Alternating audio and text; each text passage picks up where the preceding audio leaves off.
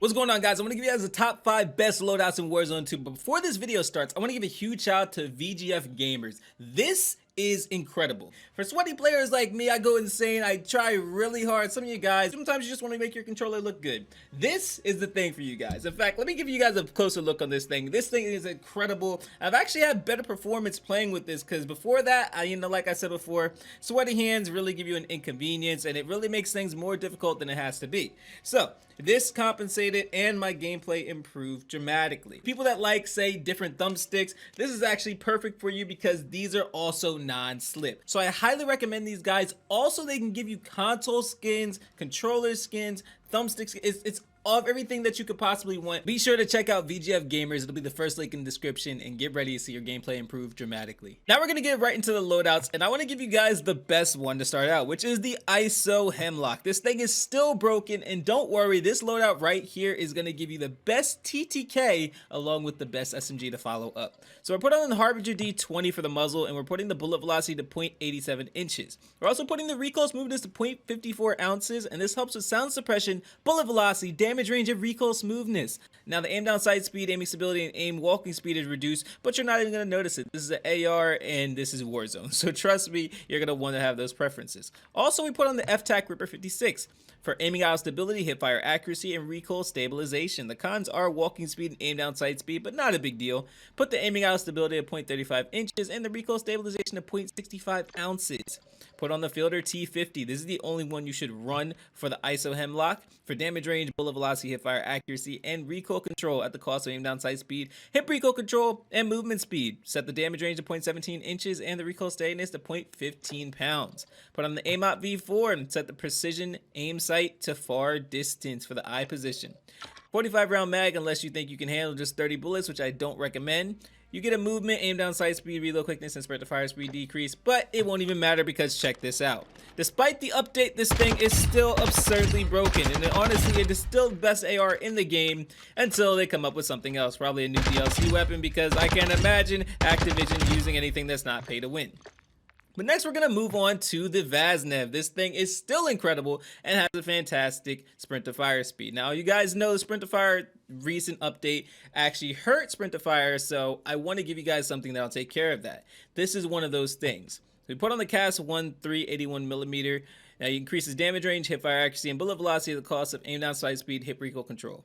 Now, I did not change the length. I increased the weight by 0.44 pounds.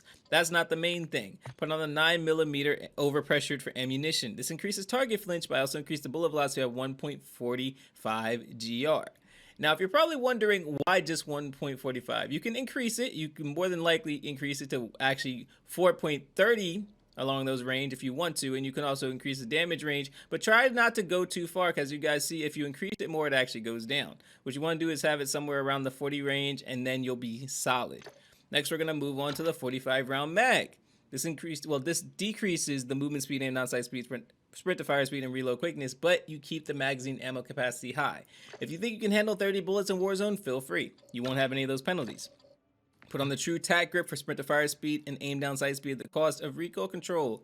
Now, you can put the sprint to fire speed to negative 0.15 inches and the recoil steadiness to 0.58 ounces. Last but not least, the broadside FCT for aiming stability, crouch movement speed, aim down sight speed, and sprint speed. At the cost of aim walking speed and recoil control, set the aiming out stability at 0.70 inches and the aim down sight speed to negative 3.87 ounces. Now check this thing out. This thing is absolutely incredible. I also like the snake, as you guys see. Very good sprint to fire speed.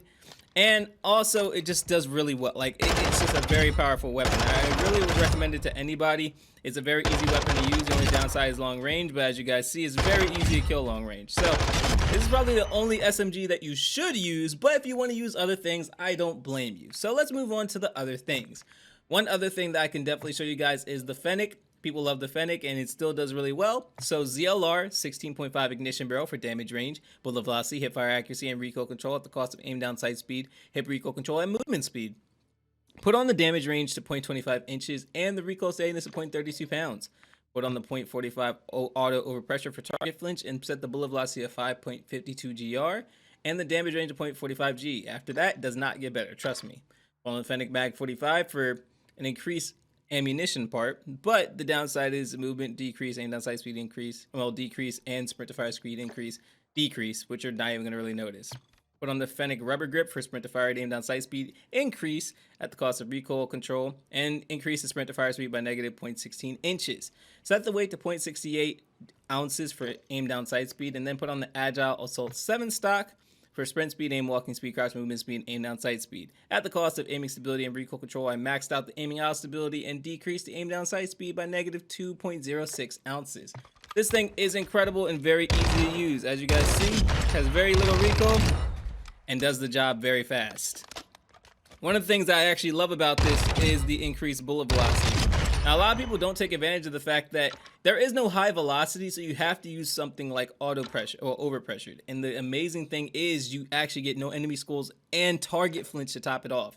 So this is a high velocity, high TTK weapon of mass destruction. Now, please try it out. But we're going to use on to something very easy, something that everybody uses, something that people can't get over, which is the RPK. RPK is still amazing, and honestly, no matter how many nerfs they give it, it's just never going to get old. So, Polar Fire S for sound suppression, bullet velocity, damage range, and recoil smoothness at the cost of aim down sight speed and aiming stability. Put the bullet velocity at 0.32 inches and the recoil smoothness at 0.32 ounces.